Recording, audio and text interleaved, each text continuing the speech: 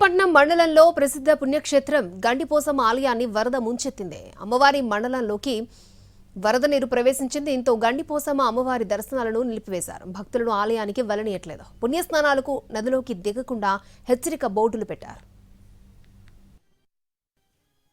అమ్మవారి ఆలయాన్ని గోదావరి వరద నీరు తాకింది. గోదావరి ఎగువ ప్రాంతాల్లో కురుస్తున్న భారీ వర్షాల కారణంగా గోదావరి వరద నీటి మట్టం క్రమేపీ పెరుగుతుంది. అయితే ఈ నేపథ్యంలో అమ్మవారి గర్భగుడుల వరకు కూడా నీరు వరద నీరు చేరుకోవడం జరిగింది. అమ్మవారి పాదాలను తాగడంతో గోదావరికి వరదలు వస్తున్నాయి అనేది ఇది ఒక సూచిక.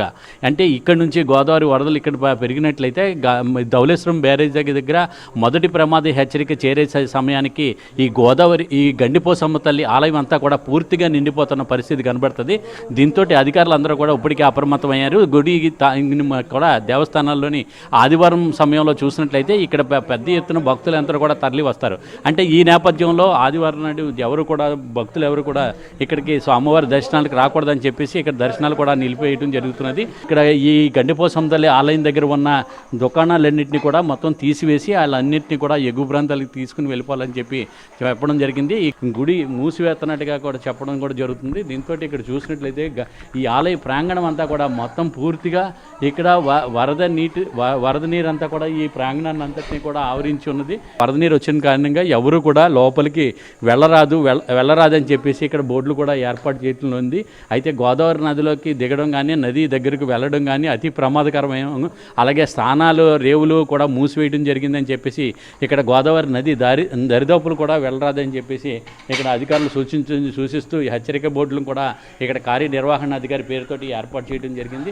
ఎలాగుంటుంది ఇక్కడ గోదావరి వచ్చినప్పుడు ఇక్కడ మొత్తం ఆలయం అంటే ఇప్పుడు మనకి జూలై వచ్చేదాకా వర్షం వచ్చేస్తుంది సార్. ఇక్కడికి వచ్చేసి అమ్మవారు మొత్తం మునిగిపోతుంది. అప్పుడు మొత్తం టెంపుల్ కదా మూసేస్తారు.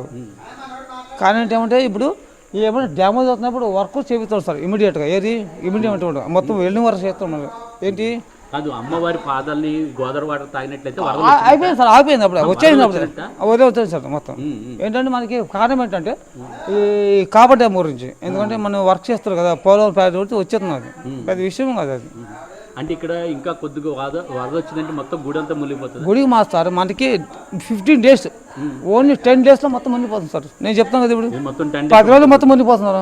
గోదావరి వరదలు సమర్పిస్తున్న తరుణంలోని ఇక్కడ స్థానాలు రేవులు కానీ మూసివేయటం అయిందని చెప్పి ఇక్కడ చెప్తున్నారు. గోదావరి నది దరిదాపులకు కూడా ఎవరు వెళ్ళరాదు అని చెప్పేసి ఇక్కడ ఎవరు కూడా ఎల్లకండగా ఉండే విధంగా బారికేట్ల కింద ఇక్కడ ఎదురు కర్రలతో ఇక్కడ అన్ని కూడా ఏర్పాటు చేయడం జరిగింది.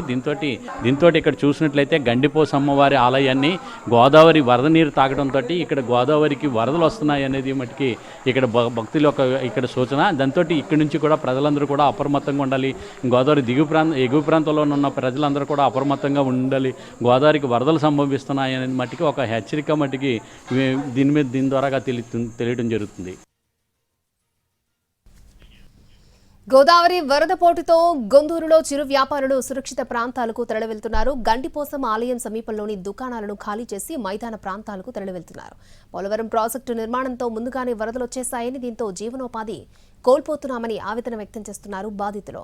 వ్యాపారం లేక ఆదాయం కోల్పోయామని, సామాగ్రి తరలింపుతో ఖర్చు భారం పెరిగిందని వాపోతున్నారు.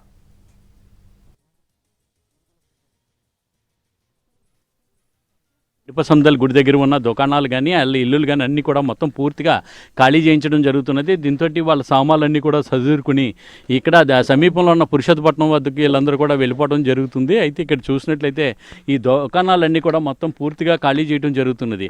అయితే గండిపోసమ్మ తల్లి ఆలయానికి ఆదివారం శనివారం మట్లు చూసినట్లయితే ఎక్కువ మంది ఆదివారం మట్లకి ఇక్కడికి పర్యాటకులు వస్తూ ఉంటారు.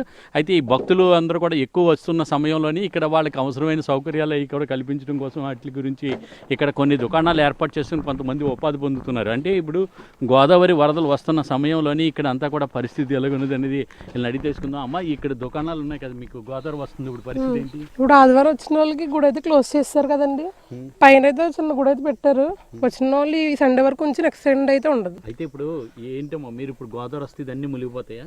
అవన్నీ ఇక్కడ దాకా వచ్చేస్తుంది అండి. వాటర్ రోడ్డు మీద దాకా వచ్చేస్తుంది. మేము పురుషోత్తపట్నం వెళ్ళిపోతామండి. ఇవి కూడా ఖాళీ చేసుకొని. ఎన్ని రోజుల పాటు ఇలాగ ఉంటుంది? 4 నెలలు ఉంటుందండి. 4 నెలల పాటు ఇదే పరిస్థితి అండి. జనాలు రావడానికి అయితే ఉండదు. ఇంకా ఎంతమంది ఉంటారు ఇక్కడ? ఎంతమంది ఉపాధి పొందుతూ ఉంటారు? 40 కుటుంబాలు ఉంటాయండి. 40 కుటుంబాలు. మరి వాళ్ళందరికీ ఇంకా రేపటి నుంచి వ్యాపారం అయ్యని రేపటి నుంచి ఇంకా అందరికీ ఇంకా ఇబ్బందేనండి. ఇక్కడ వచ్చిన వాళ్ళందరినీ ఇక్కడ దండం పెట్టించుకొని వెనక్కి పంపించేస్తారండి. కొనడానికి ఉండదు కదా మరి. వాటర్ రేపు పొద్దున్న చూస్తే ఇంకా పైకి వచ్చేస్తుంది. ఇప్పుడు గోదావరి వరద వస్తే మొత్తం గుడి కూడా మునిగిపోతుందండి. గుడి మొలగడానికి ఇంకా 1 రోజులు ఉంది, అది కూడా మునిగిపోతుంది. 2 రోజులు అది కూడా మునిగిపోతుంది. మరి మీ పరిస్థితి ఏంటి మరి? ఉపాధి అది ఉపాధి అంటే ఇంకేం లేదండి, ఇంకెళ్ళడం మళ్ళీ తీసే వరకు ఇంకా అక్కడ ఏదో పని చేసుకోవడం. ఇక్కడ 40 కుటుంబాల వరకు ఉంటాయి. ఆ 40 కుటుంబాలు కూడా ఇదే పరిస్థితి. ఇలాగే ఈ రకంగా టెంట్లు వేసుకొని ఇక్కడ షాపులు పెట్టుకుని ఇక్కడే కూడా వీళ్ళందరూ కూడా నివసించడం జరుగుతున్నది. అయితే వీళ్ళకి ఇప్పుడు గోదావరి వరదలు వచ్చిన సమయంలో వీళ్ళందరూ కూడా సదురుకొని వీళ్ళందరూ కూడా ఇల్లులన్నీ కూడా ఖాళీ చేసి వీళ్ళందరూ కూడా వెళ్ళిపోవలసిన పరిస్థితి ఏర్పడుతుంది. దీంతో వీళ్ళందరూ కూడా వెళ్ళి పురుషోత్తపట్నంలో అయితే ఉంటుంది జరుగుతుంది. ఎలాగ వస్తుంది గోదావరి వస్తే ఎలాగ ఉంటుంది ఇక్కడ? ఉద్ధృతంగానే ఉంటుందండి ఇక్కడ. అంటే డ్యామ్ కట్టేశారు కదా, దానివల్ల వాటర్ పెరిగిపోతుందండి. ఇన్నాళ్ళ తను ఉండేది కాదు, డ్యామ్ కట్టడం వల్ల పెరిగిపోతుందండి వాటర్ ఇక్కడ. అంతే, దానివల్ల ఇప్పుడు లేకపోతే ఈ టైంకి గోదావరి వచ్చి రాదండి. డ్యామ్ కొద్దిగా టైం పడుతుందండి. ఆ నెలాఖరికల్లా వస్తుంది. ఆగస్టు ఆ టైంలో నెలాఖరికల్లా 15-16 తారీఖులో టైంలో వస్తుంది. అంటే డ్యామ్ కట్టడం వల్ల మునిగిపోతున్నాయి బేగ. ముందుగా వస్తుంది. ఆ గేట్లు కట్టి అట్ట ఎత్తులేదు కదా. మరి ఇక్కడ ఉన్న కుటుంబాలన్నీ ఎలాగా? పురుషోత్తపట్నం వెళ్ళిపోతారు, ఏదో పని చేసుకుంటారు, తాప పని చేసుకుంటారు, పెయింటింగ్ చేసుకుంటారు, ఆటో దొరుకుంటారు. కొంతమంది ఖాళీగా ఉంటారు. గండిపోసం తల్లి ఆలయానికి వచ్చే భక్తుల మీద ఆధారపడి వీళ్ళందరూ కూడా జీవనోపాధి సాగిస్తున్నారు.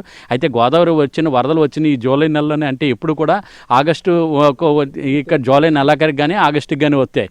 అటువంటిది ఇప్పుడు ముందుగానే వచ్చేసినాయి. కాపర్ డ్యామ్ నిర్మాణం కారణంగానే ముందుగానే గోదావరికి వరదలు రావడంతో మేమందరూ కూడా ఇక్కడ ముందుగానే ఇప్పుడు ఈ జూలై మొదటి వారంలోనే ఖాళీ చేసుకుని మేము మళ్ళీ పురుషోత్తపట్నం వెళ్ళిపోవలసి వస్తుంది. రేపటి నుంచి మాకు భక్తులు రాక ఉండదు కనుక దాంతో మాకు ఉపాధి కూడా కోల్పోతున్నాం అని చెప్పేసి వీళ్ళందరూ కూడా ఆవేదన వ్యక్తం చేయడం జరుగుతుంది.